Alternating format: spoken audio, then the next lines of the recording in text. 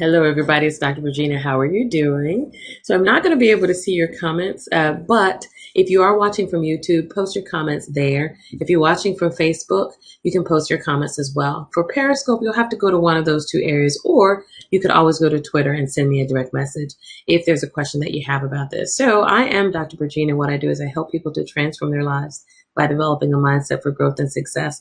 The way that I do that is I marry spiritual wisdom along with my scientific expertise as a Hopkins and Mayo Clinic trained psychiatrist. So fun times, fun times. We are talking about success. And I saw this wonderful quote, Shayla Smart, well, the Shayla Smart solution is a friend of mine. And I saw one of her quotes, I think it was on Instagram, and I had to send her a message or one of her IGTV, maybe that's what it was, or stories. And I had to send her a message and I said, I really like this quote. It's interesting. But basically, it said that successful people are so focused on what they're doing that other people honestly think that they're crazy. And she definitely should know about being successful. She's successful no matter which way you look at or measure success. So we're going to talk about those three things tonight. We're going to talk about success. What does that mean?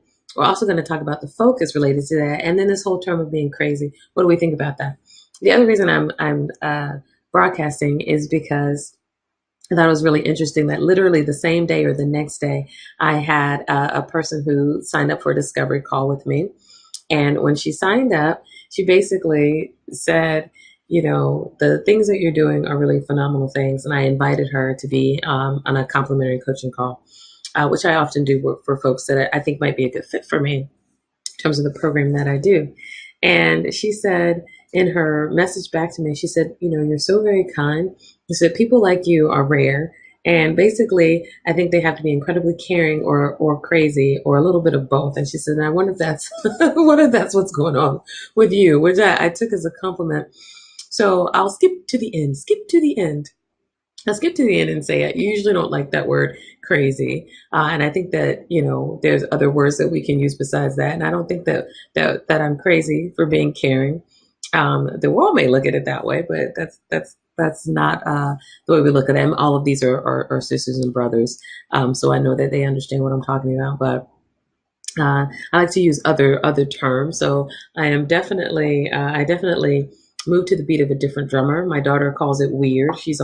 We're a part of the weird crew as well, and we know that, and we definitely embrace that.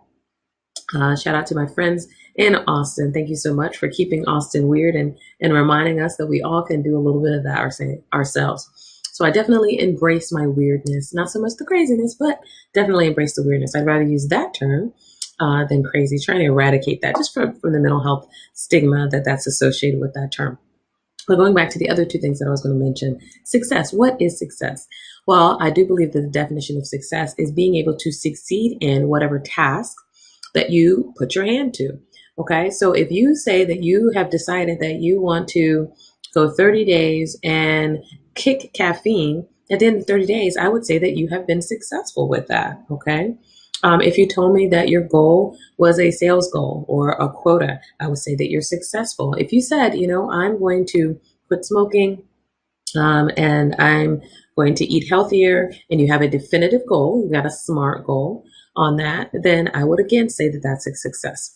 That is not to be confused with necessarily saying that I am a financial success or necessarily saying that I have reached a certain level in terms of the corporate ladder. I'm now a CMO, CFO, CEO, or whatever form of the alphabet soup you have. And no disrespect to that, I'm a CMO myself. But that doesn't necessarily define success. So again, you can be a manager of a small business and another person might not look at that as being successful. But if that is a part of your goal and it's in alignment with your personal vision, then I would say that that's a success. Okay. So it really depends on the goal and what you're looking for. If you're only equating success by the numbers and the dollars and how many accoutrement you've managed to accumulate, then that's your business and that's wonderful. But I don't know if that necessarily means that you are a success in life, if you feel like you're being a success in life. I've managed to counsel and have as clientele many folks from a variety of different areas of life. And they honestly have felt the most successful, not in terms of what's in their bank account or what floor they are on in life. Some of them have, and if that's what they want to achieve, we definitely can get them there. That's what's most important for them. If there's a priority and they've got a passion, that's their heart's goal, we can do that. But I had just as many people who will say that they kind of fell into that field or they fell into a business venture. It was incredibly successful, but they were miserable. And so we worked on them finding their own measure of success. And sometimes that meant getting to the place where they're able to take themselves out of the business. They're able to turn it either into a passive income, or they've been able to get to the place. I think Tim Ferriss was mentioning this, where he's able to put all of his stuff on autopilot, and he was able to basically back out everything. So, what about this focus period and what's the success and focus? I absolutely 100% believe that success and focus do go together. When you have a goal and you align yourself and align all of your actions around that goal, then you can achieve success in that venture. And I think that that is paramount to success, honestly, being able to streamline and focus on one thing at a time. It is very difficult to be a jack of all trades and a master of none and be successful. You usually have to kind of master one thing. And then once you master it, move on and master something else. When I'm writing, I've written 2 books now, and in addition to scientific articles, but when I'm writing, I try to focus on just that. If I'm writing a book, it's that book. If I'm doing an ebook or I'm doing a consultation or a contract or a consultation period, usually I'll have at least one major account or one major group that I'm working with at a time. And then everything else I'll either carve out, or I'll get assistants or other folks, or I'll even share information with colleagues so that they may be able to take over another position that I know that I can't fully devote all of my time to.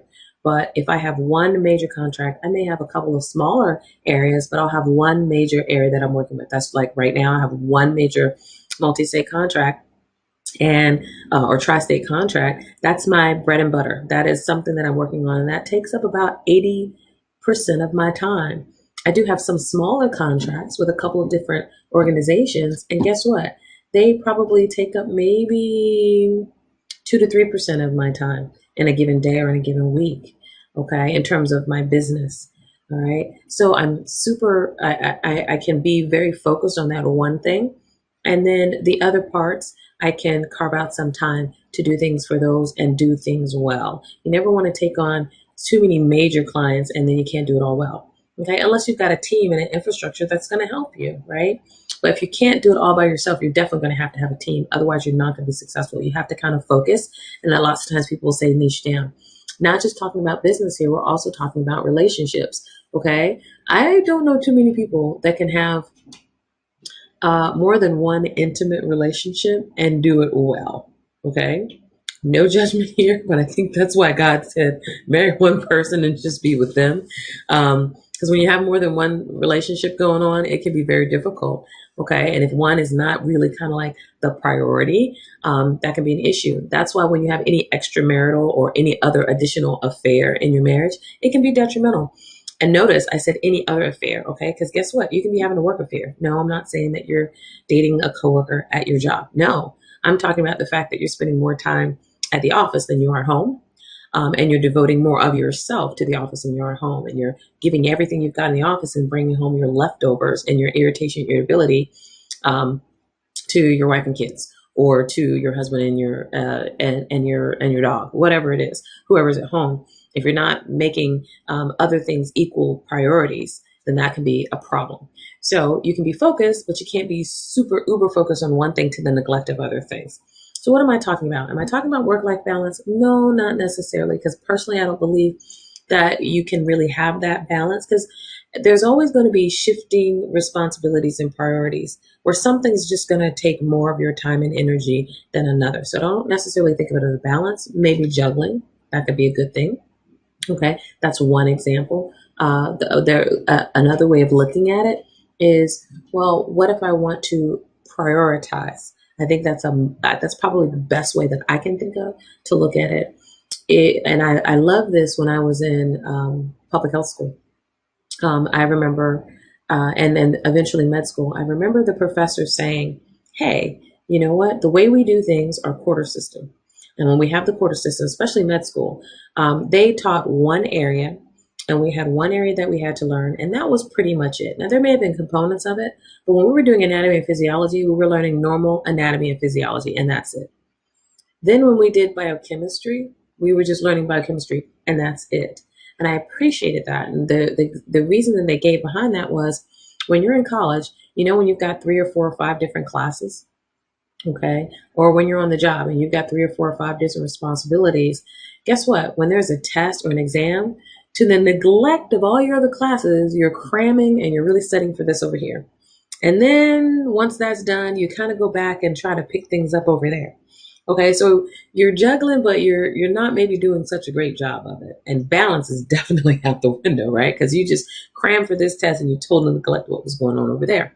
So I remember in med school, and in some cases in public health, depending on what section we were in, I remember the professor basically saying, we don't want you to neglect other things. We want you to be very focused on what we have for you here. We want to teach you how to organize your study time so that no matter what we give you, you can learn to the best of your ability this information. But the most important thing we learned was how to learn.